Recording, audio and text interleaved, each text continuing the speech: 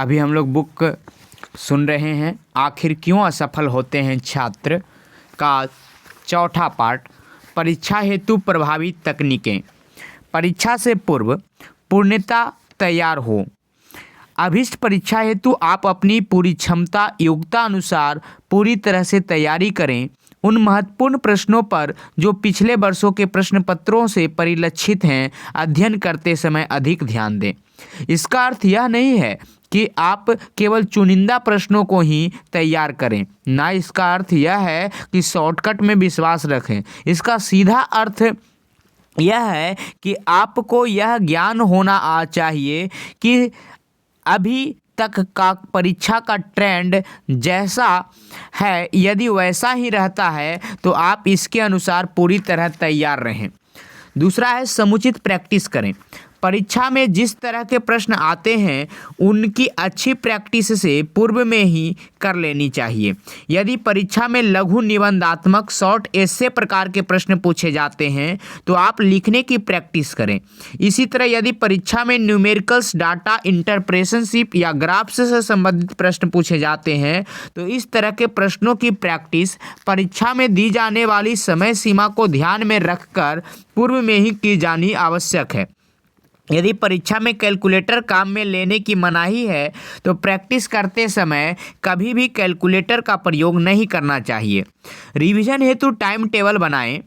जो भी आपने पढ़ा है उसका रिवीजन करने के लिए अपना टाइम टेबल तय करें। ध्यान रखें, अच्छे अंक अर्जित करने हेतु रिवीजन बहुत आवश्यक है। यह रिवीजन परीक्षा तिथि से कम 15 दिन पूर्व ही पूर्ण हो जाना चाहिए। आपके बनाए नोट्स सरल हों।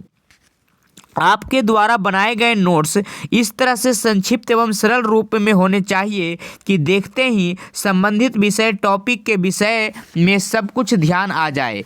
इसके लिए आप हेडिंग्स, सब हेडिंग्स को बिंदुवार बनाकर पॉइंट्स को याद करने हेतु कोई अंग्रेजी एक्रोनिम तैयार कर सकते हैं। जैसे कि टॉपिक पर निम्न 5 पॉइंट हैं: implement of policy, social effects, economic effects, financial effect और कॉज ऑफ फेलियर। इन सभी के प्रथम अक्षर को निकालें तो हमें निकलेगा ISEFC। इन पॉइंट का ध्यान रखने हेतु इन्हें ISEFC या सेफिक SEFIC करके याद रखा जाना सरल होता है। किसी प्रश्न को पूछने में हिचकिचाएं नहीं। यदि आपको कोई विषय वस्तु समझ में नहीं आ रही है तो उस पर अपने मित्रों, अध्यापकों से चर्चा करें। उनसे पूछने में आपको हिचकिचाहट नहीं होनी चाहिए। छठा, अंतिम समय में रिवीजन करने से दूर रहें। बहुत से छात्र परीक्षा हॉल में घुसने से पूर्व कुछ न कुछ पढ़ते या रिवाइज करते देखे जाते हैं। ऐसा नहीं करना चाहिए। ऐसा करने से आप तनावग्रस्त हो सकते हैं। आप डिप्रेशन या फॉरगेटफुलनेस, सब कुछ भूल जाना के शिकार हो सकते हैं। अच्छी तरह सोएं एवं भोजन करें। बहुत से छात्र परीक्षा के दिन न कुछ खाते हैं न सोते हैं। सारी रात पढ़कर दूसरे दिन परीक्षा देने जाते हैं। पूरी नींद एवं हल्का खाना दोनों ही ढंग से परीक्षा देने हेतु अति आवश्यक है। आप परीक्षा को अपने ऊपर हावी न होने दें। परीक्षा हेतु आप काफ़ी समय से तैयार कर रहे हैं। आपको बहुत सामान्य होकर परीक्षा देने जाना है। Abnormally means you are in tension. असामान्य अवस्था आपके तनाव के परिचायक है। परीक्षा पूर्ण तरोताजगी से एवं तनाव रहित होकर देनी चाहिए। परीक्षा हेतु महत्वपूर्ण तथ्य: परीक्षा की तिथियां एवं दिन क्या है, परीक्षा का समय क्या है, परीक्षा में कितना समय आपको दिया जाएगा, आप परीक्षा देने हेतु किस वाहन से जाएंगे, यदि आपने वाहन से तो अपने वाहन से तो उसमें पेट्रोल इत्यादि पहले से ही भरवा लें एवं मिस्त्री से एक बार जांच भी करवा लें। Pen, pencil, rubber sharpener, scale, calculator, पानी की बोतल, रुमाल, जिन जिन सामानों की आवश्यकता है उन्हें पहले से ही अलग रख लें। अपना एडमिट कार्ड, रोल नंबर इत्यादि संभाल कर पहले से ही ठीक जगह पर अन्य वस्तुओं बिंदु 5 के साथ रख लें। परीक्षा के दिन तैयारियां। जो आपको नहीं आता उससे परेशान न हो। परीक्षा के दिन इस बात को अच्छी तरह याद रखें कि आप सब कुछ नहीं जान सकते। बहुत सी कमियां आपके द्वारा अपनी योग्यता क्षमता के अनुसार तैयारी करने के बाद भी रह जाती है, उनसे परेशान न हो। यह सभी छात्रों के साथ होता है।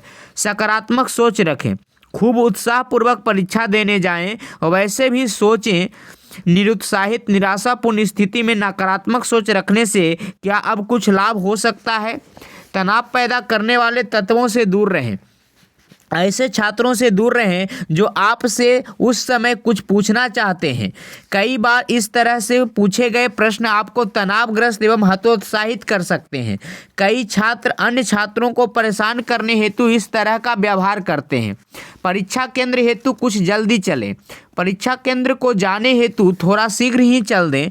हो सकता है आप जिस साधन से जा रहे हैं उसमें कोई परेशानी हो जाए या अन्य कोई ऐसी परिस्थिति बन जाए जिससे में आपको देर लग जाए। इन सब परिस्थितियों को ध्यान में रखकर घर से कुछ जल्दी चलें। आवश्यक सामान साथ ले जाना न भूलें। अपना roll number, admit card, pen, pencil, rubber, scale, sharpener इत्यादि अपने साथ ले जाना कभी नहीं भूलें। यदि आपने साथ पानी की बोतल ले जाएं तो भी उचित होगा। आपको पानी के लिए इंतज़ार नहीं करना होगा और आपको स्वच्छ शुद्ध पानी मिल जाएगा। परीक्षा से पूर्व शौच अवश्य जाएं। बीच परीक्षा में शौचालय इत्यादि जाने से आपकी एकाग्रता टूटती है और समय नष्ट होता है। याद रखें, परीक्षा में सफलता आपकी शैक्षणिक विषयों की तैयारी के आधार पर ही प्राप्त नहीं की जा सकती। आपको स्वयं को पूर्ण स्वस्थ एवं व्यवस्थित रखने की आवश्यकता भी है। परीक्षा स्थल पर पूर्ण तैयारी के साथ समय पर पहुंचकर तत्परता के साथ धैर्यपूर्वक परीक्षा में प्रश्नों के उत्तर सही प्रकार से लिखने की भी आवश्यकता है। परीक्षा में अंक प्रश्न पत्र के उत्तर लिखने के आधार पर दिए जाते हैं, न कि आपको कितना याद है या आपने कितनी मेहनत की है। इन आधारों पर परीक्षा देते समय अपनी सीट को जांचें और आराम से बैठें। आपको जिस सीट पर बैठना है उसे जांच लें। कहीं कुर्सी या टेबल में कील इत्यादि तो निकली हुई नहीं है। कहीं कुर्सी टेबल लिखते समय हिलती तो नहीं है। अगर ऐसा कुछ लगे तो परीक्षक से निवेदन करके सीट बदलवा लें। उत्तर पुस्तिका मिलने के बाद उस पर दिए गए निर्देशों को अच्छी तरह पढ़ें। जो भी पूर्तियाँ करनी है उनकी पूर्ति धीरे धीरे एवं साफ अक्षरों में करें। कोई भी आवश्यक कॉलम खाली न छोड़ें। यदि कोई संदेह हो तो परीक्षक से जानकारी करके तुरंत भर लें। प्रश्न पत्र मिलने पर सर्वप्रथम प्रश्न पत्र को पूरा पढ़ें। जो हिदायत दी गई है उनको ध्यान रखें।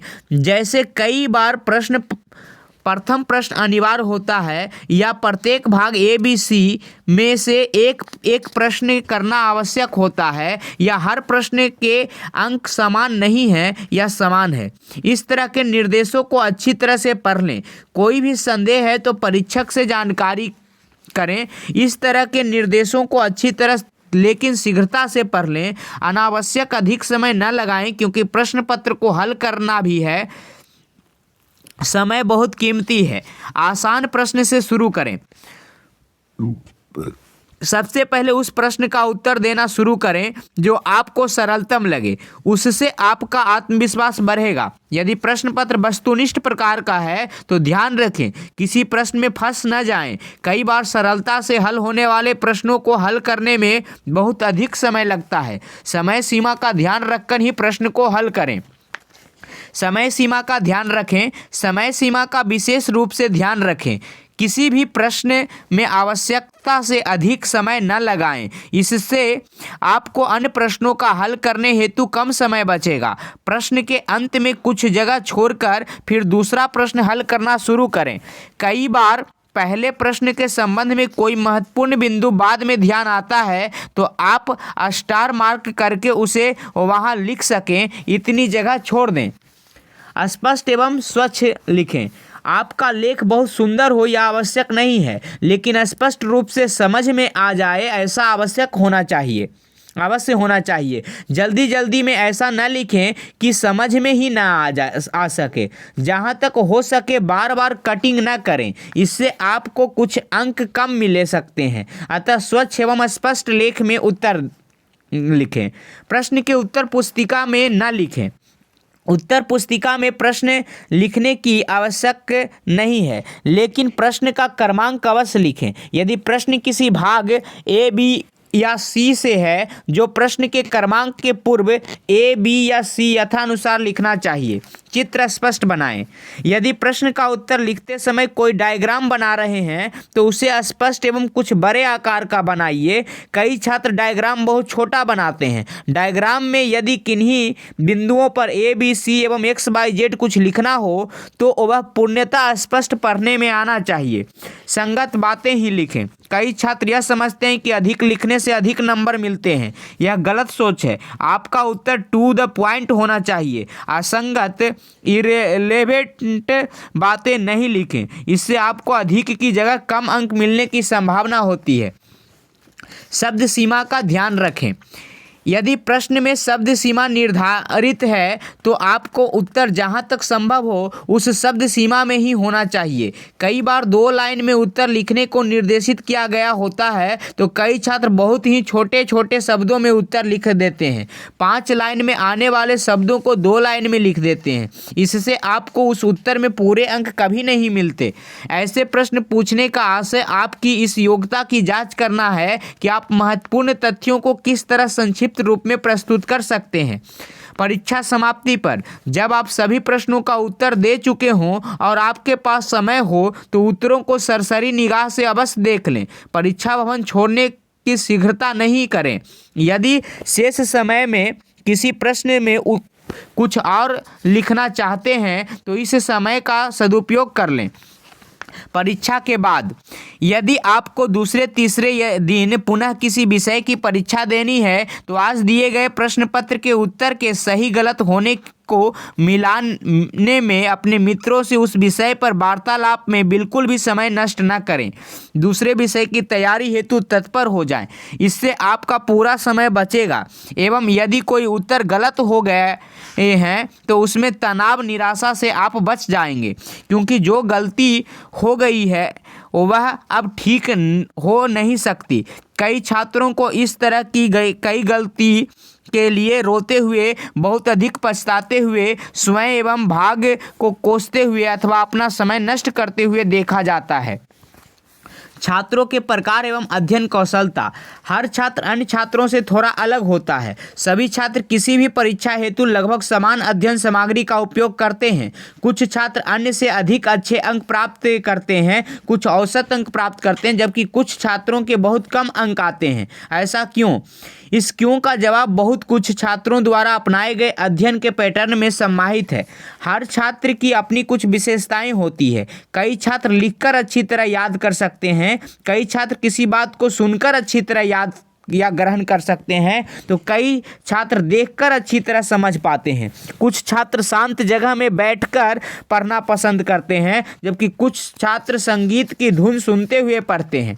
कुछ छात्रों को कुर्सी टेबल पर बैठकर पढ़ना अच्छा लगता है, जबकि कुछ छात्र आराम से लेटकर पढ़ते हैं। कुछ छात्र अकेले में पढ़ाई करना चाहते हैं तो कुछ को समूह में पढ़ाई करने में मजा आता है।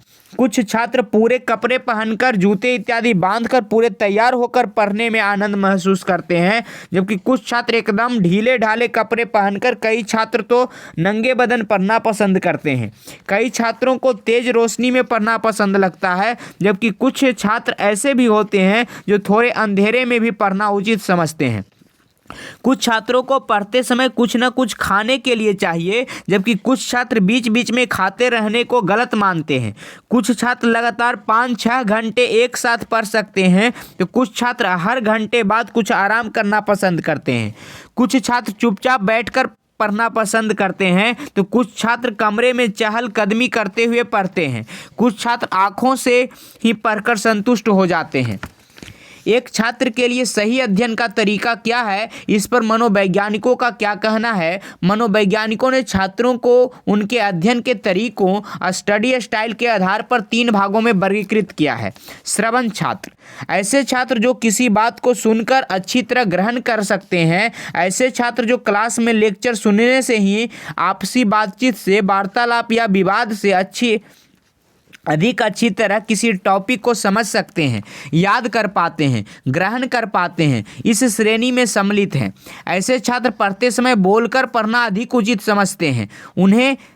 उनके लिए आँखों से पढ़ने मात्र से किसी टॉपिक को अच्छी तरह से समझना कम आसान होता है। दृश्य छात्र, दूसरा दृश्य छात्र, ऐसे छात्र आँखों के रास्तों चीज़ों को अधिक आसानी से ग्रहण करते हैं। जो छात्र graph, table, video clip, charts, नक्शे इत्यादि के माध्यम से किसी टॉपिक को अधिक आसानी से ग्रहण कर पाते हैं, इस श्रेणी में आते हैं। ऐसे छात्र कक्षा में आगे बैठकर ध्यान से प्रोफेसर को देखते रहते हैं। प्रोफेसर के हाव भाव, बॉडी लैंग्वेज उन पर भरपूर प्रभाव डालती है। ऐसे छात्र चुपचाप एक कमरे में बैठकर पढ़ना पसंद करते हैं एवं कुछ न कुछ कागज पर लिखते रहते हैं या चित्र बनाते रहते हैं। ऐसे छात्र आँखों से ही किताब पढ़ते हैं। उन्हें बोलकर पढ़ना बिल्कुल अच्छा नहीं लगता है। ग्राफ, चार्ट, नक्शे में समझ आने वाले प्रश्न उन्हें बहुत जल्दी एवं अच्छी तरह समझ में आते हैं।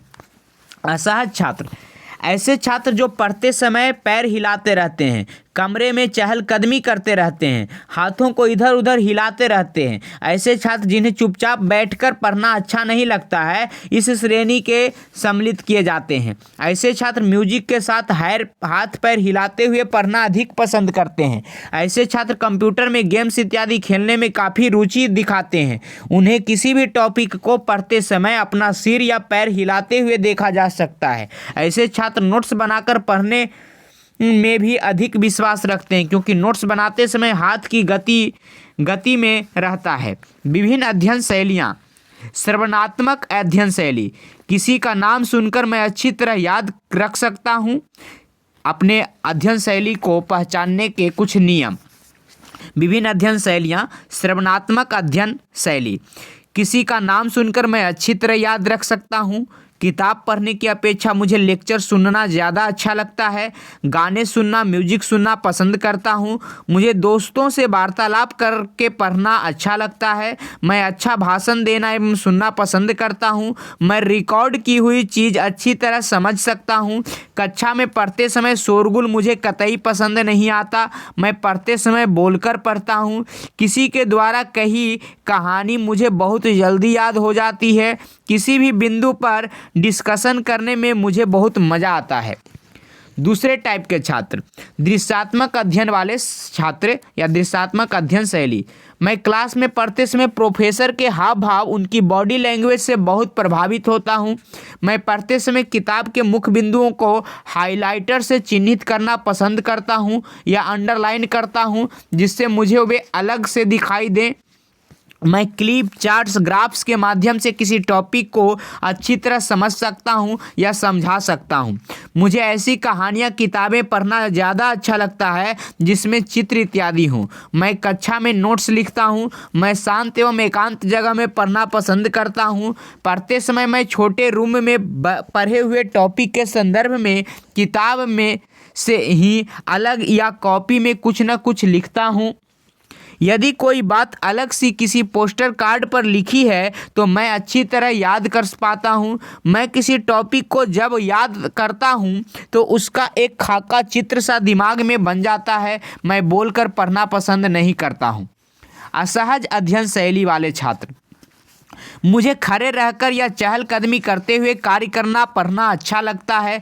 चुपचाप बैठना मुझे पसंद नहीं है। मैं पढ़ते समय च्युइंगम खाना या कुछ न कुछ खाते रहना पसंद करता हूँ। मुझे पढ़ते समय गाना, म्यूजिक सुनते रहना पसंद है। मुझे प्रैक्टिकल्स करना ज़्यादा अच्छा लगता है। मुझे खेलना एवं एक्टिव वाली किसी कार्य में लगना अच्छा लगता है। मुझे किसी टॉपिक को समझाते समय हाथों से इशारा करके बताना अच्छा लगता है।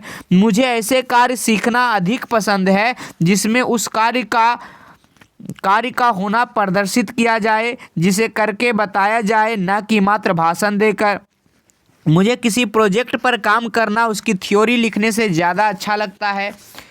मुझे ऐसे नाटक में भाग लेना अच्छा लगता है जिसमें कुछ न कुछ करना होता है, न कि मात्र बातचीत करना। मुझे घर पर टीवी देखने की अपेक्षा फुटबॉल, वॉलीबॉल, टेनिस खेलना अधिक अच्छा लगता है। बहुत से छात्रों में मिक्स्ड विशेषताएं भी पाई जाती है। मुख्य बात समझने कि यह है कि आप अपनी विशेषताओं के अनुसार अपना अध्ययन यदि करते हो तो किसी बात को ज़्यादा अच्छी तरह ग्रहण कर सकते हो। आपके अध्ययन का तरीका आपकी स्वयं की विशेषताओं के अनुरूप होना चाहिए। SQ3R अध्ययन का तरीका। विद्वानों ने SQ3R अध्ययन का तरीका बहुत ही प्रभावशाली माना है। इसका वैज्ञानिक आधार छात्रों को किसी टॉपिक को बहुत अच्छी तरह से समझने एवं याद करने में बहुत मददगार साबित हुआ है। SQ3R मेथड क्या है? S for survey, Q for question, R for read, R for recite, R for review. अध्ययन से पूर्व पाठ का अवलोकन करें। टाइटल, हेडिंग्स, सब हेडिंग्स, चित्रों, चार्टों, आरेखों तथा नक्शों के नीचे दिए गए कैप्शन, प्रश्नों अथवा शिक्षकों द्वारा दिए गए निर्देश का मूल्यांकन और पाठ का सार पढ़ लें। दूसरा है अवलोकन के दौरान उठने वाले प्रश्न। अध्याय शीर्षक, हेडिंग एवं सब हेडिंग के प्रश्नों में बदलें। पाठ के अंत तथा प्रत्येक सब हेडिंग के बाद दिए गए प्रश्नों को पढ़ें। स्वयं से पूछें कि जब यह अध्याय या विषय मेरे इंस्ट्रक्टर के पास जाएगा तब वे क्या कहेंगे। स्वयं से पूछें कि मैं इस विषय के बारे में क्या जानता हूँ। जब आप अध्ययन शुरू करें तो उन प्रश्नों के उत्तर ढूंढें जो आपके मन में आए हैं। पाठ के आरंभ तथा अंत में दिए गए प्रश्नों के उत्तर दें। चित्रों, चार्टों, आरेखों तथा नक्शों के नीचे दिए गए कैप्शन को पुनः पढ़ें।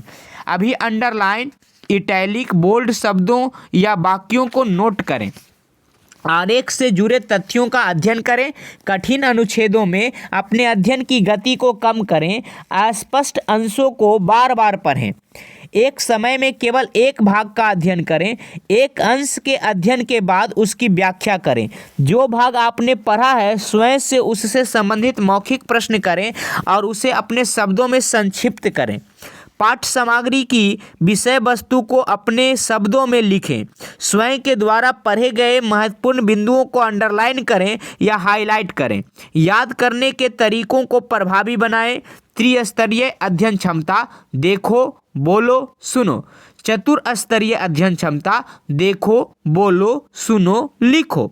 मूल्यांकन एक सतत प्रक्रिया। प्रथम दिवस, पाठ को पढ़ने तथा उसे दोहराने के प्रक्रिया के बाद प्रश्नों के उन तथ्यों को लिखें जिन्हें आपने अंडरलाइन किया है। यदि आपने दोहराव के दौरान प्रश्नों के लिए नोट तैयार किए हैं तो उस नोटबुक की बाईं ओर खाली जगहों में प्रश्नों को लिखें। द्वितीय दिवस, पूरी पाठ का अध्ययन करने के बाद उन स्थानों पर प्रश्नों को लिखें जहां आपने महत्वपूर्ण बिंदुओं को अंडरलाइन किया तथा अथवा विशिष्ट रंग की पेंसिल से हाईलाइट करें। नोटबुक में बाईं ओर लिखें। प्रश्नों के उत्तर स्वयं ही दाईं ओर के खाली स्थान में लिखें। मौखिक रूप से प्रश्नों के उत्तर को दोहराएं अथवा उन्हें लिखें। ऐसे प्रश्नों के फ्लैश कार्ड बनाएं जो आपको कठिन लगते हैं। स्मृति सहायक साधनों अर्थात स्मृति सहायक साधनों यानी मेमोनिक को विकसित करें। यह एक प्रकार का शब्द, लघु कविता या वाक्य होता है जो चीज़ों को याद रखने के लिए बनाया जाता है। तृतीय, चतुर्थ एवं पंचम दिवस, अपने फ्लैश कार्ड तथा नोट्स को आपस में बदलें और स्वयं द्वारा बनाए प्रश्नों, लिखित या मौखिक का मूल्यांकन करें। आवश्यकता अनुसार अतिरिक्त फ्लैश कार्डों का निर्माण करें। सप्ताहांत, विषय वस्तु और नोटबुक का प्रयोग करते हुए पाठ के सभी टॉपिक्स अथवा सब टॉपिक्स की एक सूची बनाएं।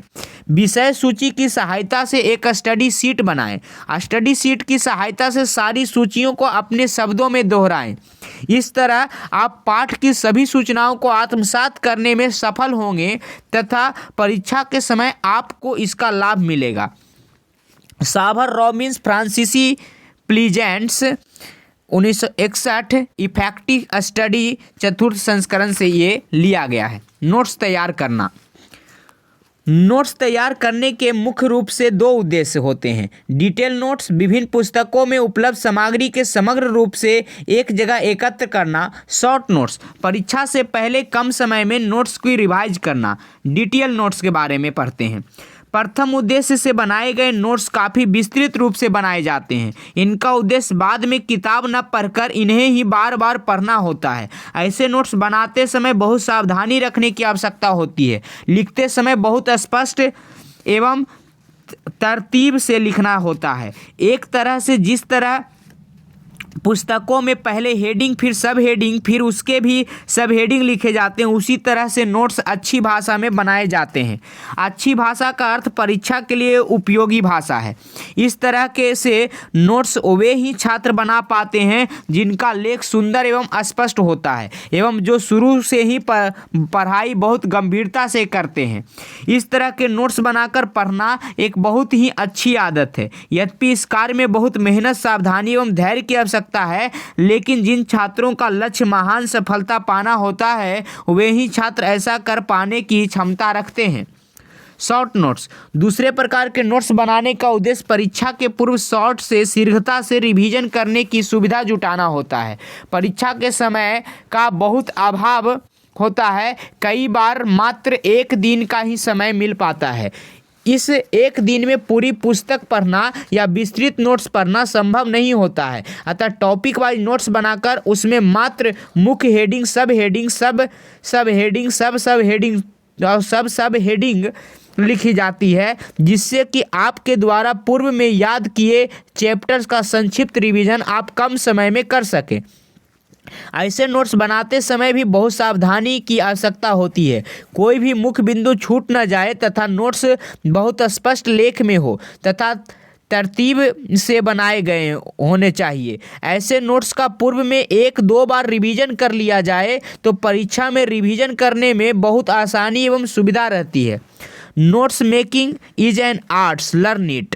Notes are your weapons to fight the examinations. Notes must be quick, sharpness and useful to help you kill the enemy. Notes helps you memorize and revised and review the things fast and accurately. असफल छात्र सफलता प्राप्त करने हेतु। एक छात्र जो असफल हुआ है इसका अर्थ है कि वह किसी परीक्षा में बैठा है। इसका अर्थ है कि उसने कोई लक्ष्य तो बनाया है। कम से कम वह उन छात्रों से तो श्रेष्ठ है जिन्होंने बिना कोई परीक्षा दिए ही हार मान ली। परीक्षा देने वाला छात्र चाहे असफल हो गया, लेकिन वह हर उस छात्र से अधिक आत्मविश्वास रखता है, अधिक योग्यता क्षमता रखता है, अधिक जागृति जीवंत है, जो उस परीक्षा को देने की हिम्मत ही न जुटा सके। कहते हैं, गिरते हैं सहसवार ही मैदान जंग में, वे तिफल क्या गिरेंगे जो घुटनों के बल चले हैं। असफलता अभिशाप नहीं है। हर सफलता के पीछे कोई असफलताओं से प्राप्त शिक्षा सीख होती है। असफलता को सफलता के मार्ग में कभी बाधक न समझें। यदि वर्तमान असफलता से कुछ सीख सकते हैं तो जीवन में बहुत बड़ी बड़ी सफलताएं आपका इंतजार कर रही है। असफलता को अपना मार्गदर्शक बनाएं। आप किसी भी परीक्षा में असफल हुए हैं तो अपनी असफलता के कारणों को जानने का प्रयास करें। आप पूर्ण ईमानदारी और धैर्य से अपनी असफलता के लिए जिम्मेदार हर छोटे बड़े कारण का आकलन करें। पूर्ण ईमानदारी का अर्थ आप पूर्वाग्रह रहित होकर अपनी कमजोरियों एवं कमियों को पहचानें, जानें, स्वयं के प्रति ईमानदार रहें, स्वयं से झूठ न बोलें, स्वयं को भ्रमित न करें। धैर्य का अर्थ बहुत सोच समझकर अपनी असफलता हेतु जिम्मेदार विभिन्न घटकों पर विचार करें।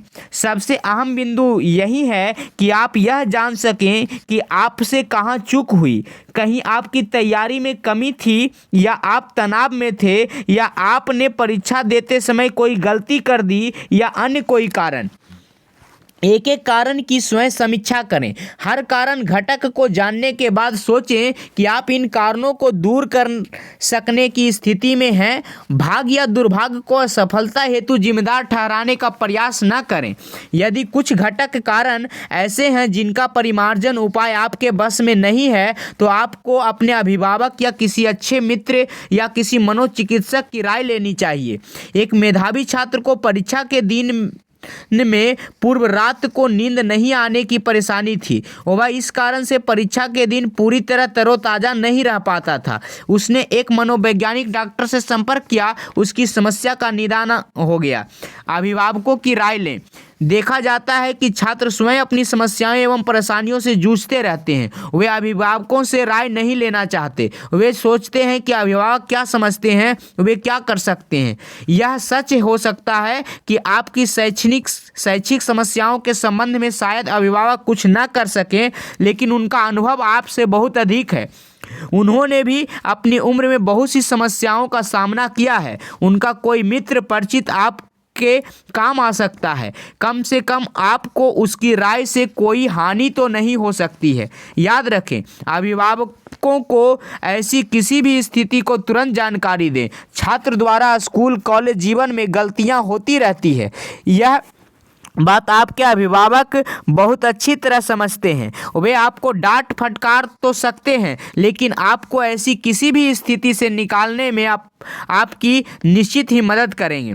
कई छात्र स्कूल कॉलेज में अपने सहपाठियों के किसी षड्यंत्र का शिकार हो जाते हैं। स्वयं द्वारा की गई किसी गलती से अजीब उलझन में फंस जाते हैं। वे बहुत तनाव में रहते हैं। ऐसी समस्याओं को अपने स्तर पर हर हालत में निपटाना चाहते हैं।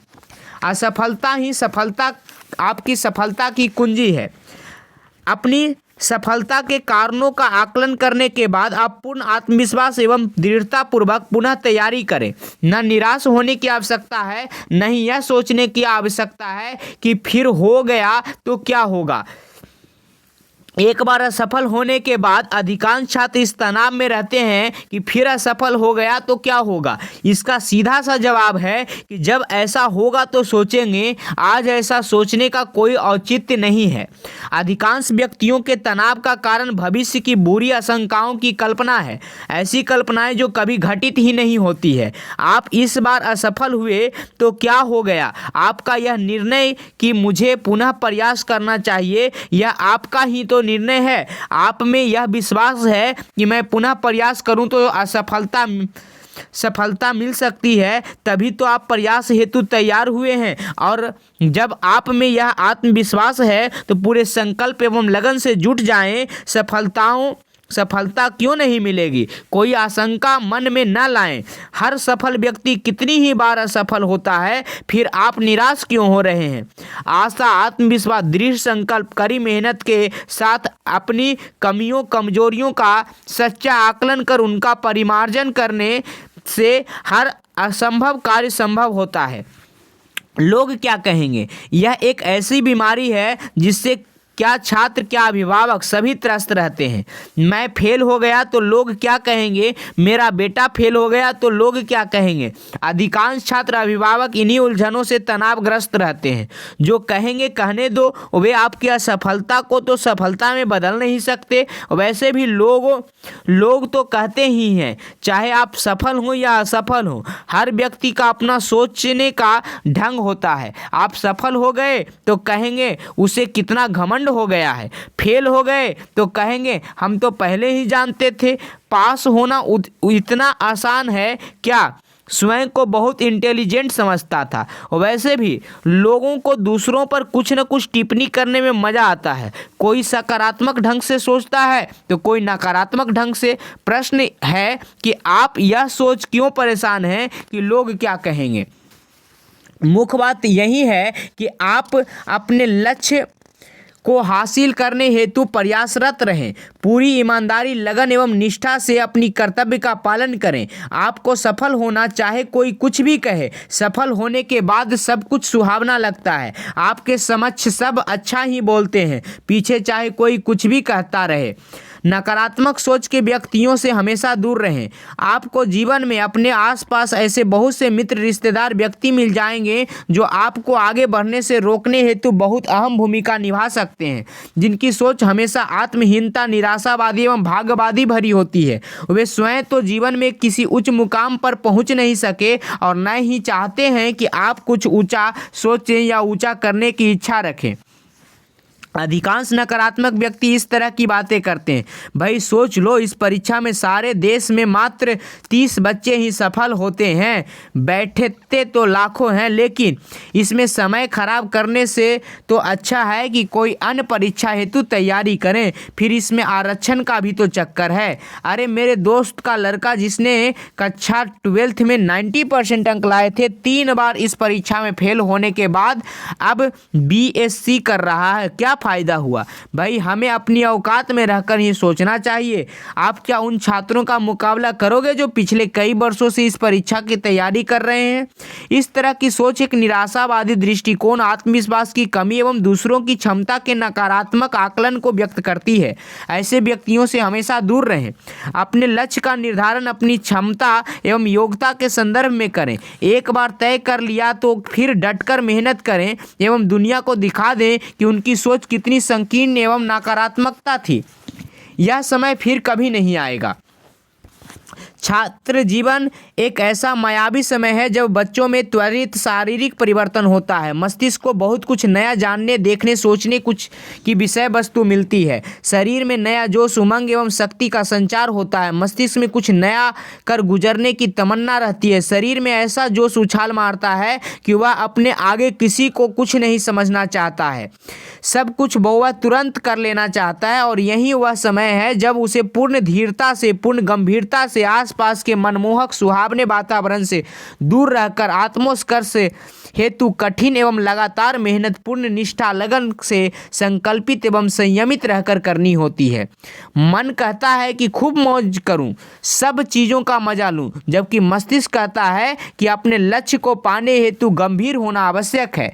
मन एवं मस्तिष्क का यह द्वंद्व छात्र जीवन, युवा जीवन की एक कठिन विषमता है। अपने साथियों को मौज मस्ती करते देखें, खेल कूद में व्यस्त देखें, मन बार बार इधर उधर जाने को उकसाता है। मस्तिष्क में अभिभावकों के लिए हुए संस्कार एवं शिक्षा उधर जाने को पैरों में डाली बेरियां की तरह रोक लगाती है। छात्र जीवन मन एवं मस्तिष्क के झंझावत में से गुजरता है। छात्रों को इस तथ्य पर बहुत अच्छी तरह मनन करना चाहिए कि इस बात को बहुत अच्छी तरह समझ लेना चाहिए कि आपको अपनी शिक्षा दीक्षा हेतु मिला यह समय अपने जीवन में फिर कभी उपलब्ध नहीं हो सकेगा। छात्र जीवन के ये 5-7 वर्ष इतने कीमती हैं कि आपको जो भी महत्वाकांक्षा है उसको प्राप्त करने की नींव है। उतनी मंजिलों वाली महत्वाकांक्षा रूपी इमारत आप पूरी कर सकते हैं। जितनी कमज़ोर नींव आपने रखी है उतना ही कमज़ोर आपका सफलता प्राप्त करने का जज्बा होगा। छात्र जीवन एक ऐसा समय है जब आप स्वयं को भविष्य में मिलने वाली चुनौतियों हेतु तैयार कर सकते हैं। इस समय का ज्ञान अर्जन, इस समय परी हुई अच्छी आदतें, मेहनत करने की सामर्थ्यता आपके भविष्य निर्माण की रूपरेखा बनाते हैं। जीवन में सुनहरे भविष्य हेतु छात्र जीवन में संयम, संकल्प एवं कठिन मेहनत की आवश्यकता है। एक छात्र यदि यह समय व्यर्थ करता है तो फिर वह अपने जीवन में मौज मस्ती की न सोचे, बल्कि सारा जीवन आटा नमक का भाव पूछने में ही लगाना होगा। जरा सोचें, आप 5-7 वर्ष ही मौज मस्ती करना चाहते हैं, वह भी अपने माता पिता के पैसों के बल पर, या सारा जीवन स्वयं द्वारा अर्जित धन से मौज करना चाहते हैं। माँ बाप की सलाह छात्रों को बहुत नागवार लगती है। बात बात पर बच्चों को दी जाने वाली सलाह, उन्हें डांटा जाना, उन पर पाबंदियों का लगना, अच्छा बुरा समझना छात्रों को नहीं भाता है। छात्र माँ बाप को जनरेशन गैप के कारण से गलत ठहराते हैं या पुरानी मान्यताओं के कारण गलत ठहराते हैं। प्रश्न सही या गलत का नहीं है, प्रश्न है क्या आप द्वारा छात्र जीवन में किए जा रहे कार्य कृत लक्ष्य प्राप्ति के अनुरूप है या नहीं।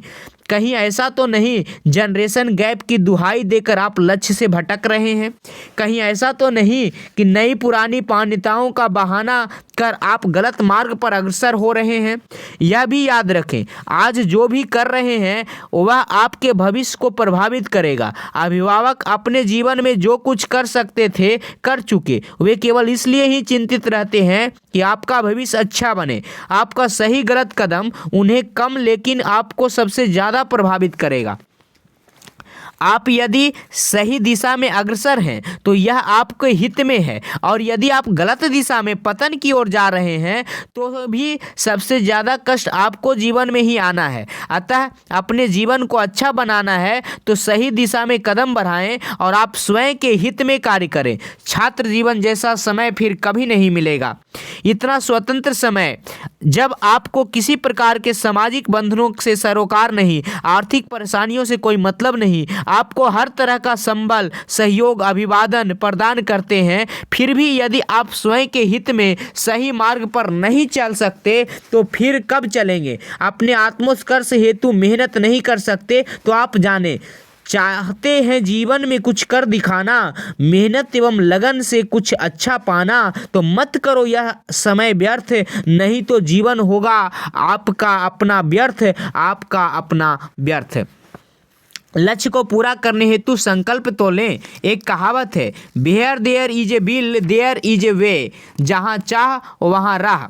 इसका अर्थ है यदि आप किसी चीज़ की चाहत रखते हैं तो रास्ता स्वयं निकल जाता है। चाहत का अर्थ मात्र सोचने भर से नहीं, चाहत का अर्थ है उस चाहत को पूरा करने के लिए आप संकल्पित हों। आपने संकल्प कर लिया तो जो चाहे परिस्थितियों बने, आपको लक्ष्य का संधारण करना ही है। उस संकल्प को पूरा करने हेतु आपको कठिन एवं लगातार मेहनत पूर्ण लगन, निष्ठा एवं आत्मविश्वास के साथ करनी है। संकल्प का अर्थ हुआ कि जो भी प्रयास, प्रयत्न एवं साधन उस चाहत को पूरा करने के लिए आवश्यक है, उन्हें आपको जुटाना है। दृढ़ संकल्प, कड़ी मेहनत, आत्मविश्वास के बल पर चाहत पूरी की जा सकती है। शेखचिल्ली न बने। यदि आप पहली बार में सफल हो जाएं तो अपनी हैरानी छुपाने की कोशिश करें। किसी भी ऐसे काम की शुरुआत न करें जिसे आप खत्म न कर सकें। यदि आप शहद इकट्ठा करना चाहते हो तो मधुमक्खी के छत्ते को डंडा न मारें। कुछ लोग अपनी नेक नामी पर इतना ध्यान देते हैं कि वे अपना चरित्र गवा बैठते हैं। सर्वश्रेष्ठ विचार का इंतजार मत कीजिए, श्रेष्ठ विचार पर अमल कीजिए, उससे श्रेष्ठ और सर्वप्रथम स्वयं पीछे आएंगे। ईमानदारी से 8 घंटे काम करके आप बॉस बन सकते हैं और फिर प्रतिदिन 12 घंटे काम कर सकते हैं। यदि आप नहीं जानते कि बोलना कैसे है तो अच्छा है कि चुप रहना सीखें। जो लोग जल्दबाजी करते हैं वे ज़्यादातर घंटे बर्बाद करने के बाद मिनट बचा रहे होते हैं। अपने ही शब्दों से हुई बदहजमी से बदतर कोई दूसरी चीज़ हो ही नहीं सकती। अपनी सामर्थ्य, योग्यता, साधन आपके पास चाहत के अनुसार है या नहीं, यह आपको समझना, आंकना होगा। Analyse yourself voice to desire you want you fulfil achieve. Japan के प्रसिद्ध सेनापति नोबुनागा ने अपने सैनिकों में संकल्प शक्ति भरने की अद्भुत क्षमता थी। एक बार उन्हें युद्ध में पराजय मिली। सैनिकों ने निराशा व्याप्त हो गई। नोबुनागा अपने सैनिकों को एक मंदिर ले गया। उसने कहा, मैं एक सिक्के को 3 बार उछालूंगा, यदि सिक्का ज़्यादा बार चित पड़ा तो जीत हमारी होगी। हम जमकर शत्रु का मुकाबला करेंगे। उससे सिक्का उछाला और 3 बार चित आया। सैनिक खुशी से चिल्ला उठे, जीत जीत, हमारी जीत होगी। उनमें एक नई संकल्प शक्ति का संचार हुआ। उन्होंने पूरे जोश से शत्रु पर आक्रमण किया और विजय हुए। तब नोबुनागा बोला, सैनिकों, हमें यह जीत सिक्के के कारण नहीं, तुम्हारे संकल्प के कारण मिली है, क्योंकि यह सिक्का तो ऐसा है जो दोनों तरफ से एक जैसा है, अतः यह हमेशा चित ही आएगा। कटु वचनों के प्रयोग से दूसरे व्यक्ति के स्वाभिमान को अनुयुक्त चोट पहुंचती है। ऐसे वचन भाषा का प्रयोग न करें जिससे सामने वाले का तिरस्कार हो। किसी को तिरस्कृत करके उसे अपना शत्रु ही बनाया जा सकता है। कटुभाषी प्रायः किसी को सुधार या बदल नहीं पाते, केवल अपने प्रति विद्वेष को उपार्जित करते हैं। धन्यवाद। कृपया शब्दों का प्रयोग करने की आदत डालना चाहिए। यदि आप किसी की प्रशंसा नहीं कर रहे तो चलेगा, लेकिन कटु वचनों आप शब्दों से किसी का अपमान तिरस्कार कभी न करें। यह भी याद रखें, मधुर शब्दों से बताई गई भूल सामने वाले को अपने कृत्य पर शांतिपूर्ण पुनर्विचार करने का अवसर देती है, वह उसे सुधार सकता है, जबकि कटु वचनों से चोट खाया व्यक्ति अपनी भूल को समझने के बाद भी उसी बात पर अड़ जाता है, उसे अपनी प्रतिष्ठा का प्रश्न बना लेता है। सफलता हेतु जीवन में वार्तालाप की कुशलता बहुत आवश्यक है। वार्तालाप की कुशल व्यक्ति हर क्षेत्र में अपने मित्र खोज लेते हैं। वार्तालाप से छल झूठ कुछ समय ही चलता है, बाद में आपके लिए बहुत ही घातक हो जाता है। सफलता के लिए सजनता, शिष्टता, मधुर वाणी बहुत महत्व रखती है। ये आपका चौथा पार्ट था। अगले पार्ट में हम लोग सफलता के कुछ विशेष सूत्र देखेंगे। गुड लक, फिर मिलेंगे। आखिर क्यों असफल होते हैं छात्र, एस हुंडीवाला के इस बुक के अगले पार्ट के साथ।